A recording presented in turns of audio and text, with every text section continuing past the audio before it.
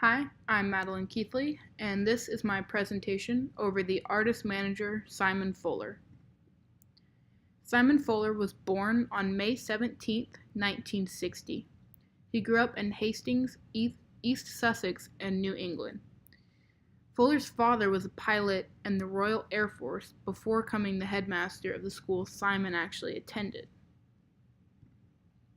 Fuller worked as an A&R at the label Chrysalis in 1981. A few years later, in 1985, he actually founded his own management company, 19 Entertainment. He was just 25 years old when he founded his own management company. He later then sold 19 Entertainment for over $200 million. A couple years after that, in 1991, he signed his first artist, Annie Lennox.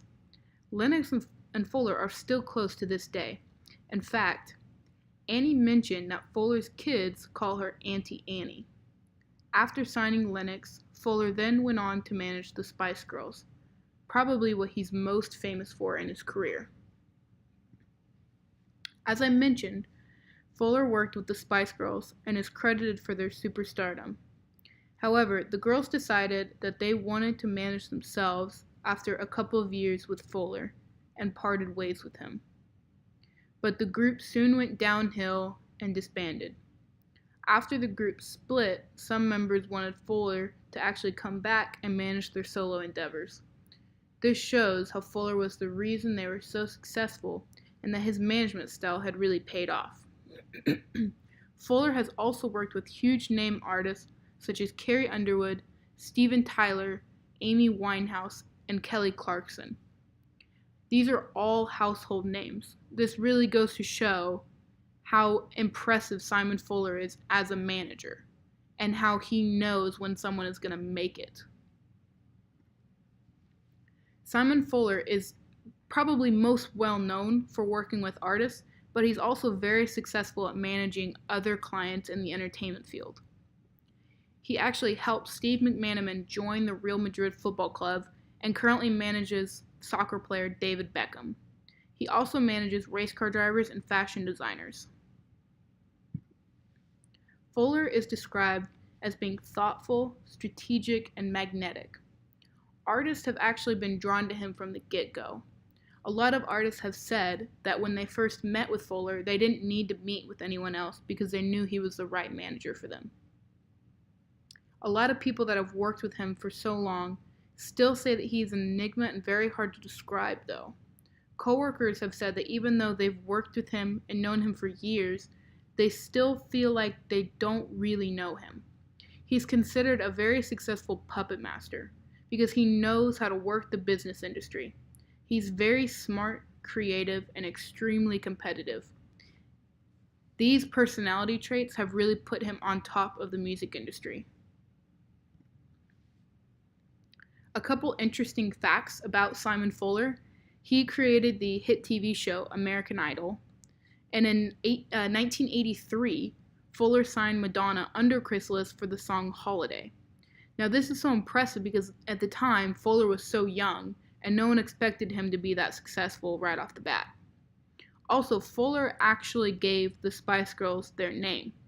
Originally, they were called Spice, but Fuller decided that they would appeal to audiences better if they were coined the Spice Girls. Fuller has made some very good decisions regarding his privacy. He doesn't reveal secrets to his success or much about his personal life. It was actually fairly hard to find information on him because of this. He also makes great decisions when it comes to his vision. He had the vision to see that there was a market for two of the successful shows that he created, American Idol and So You Think You Can Dance.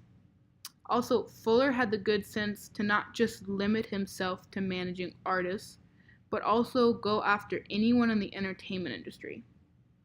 He managed Steve McManaman very early in his career.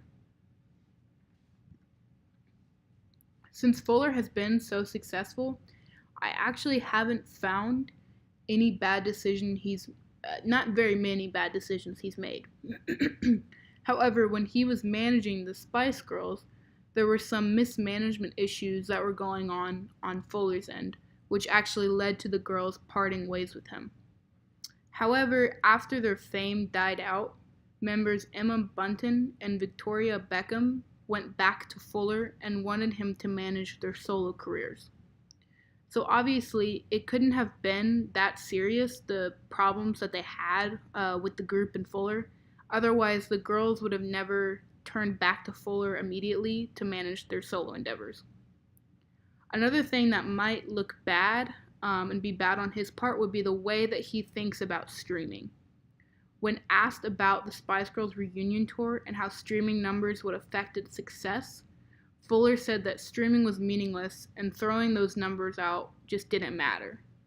So this definitely begs the question, will Fuller be able to keep up with where today's music is going?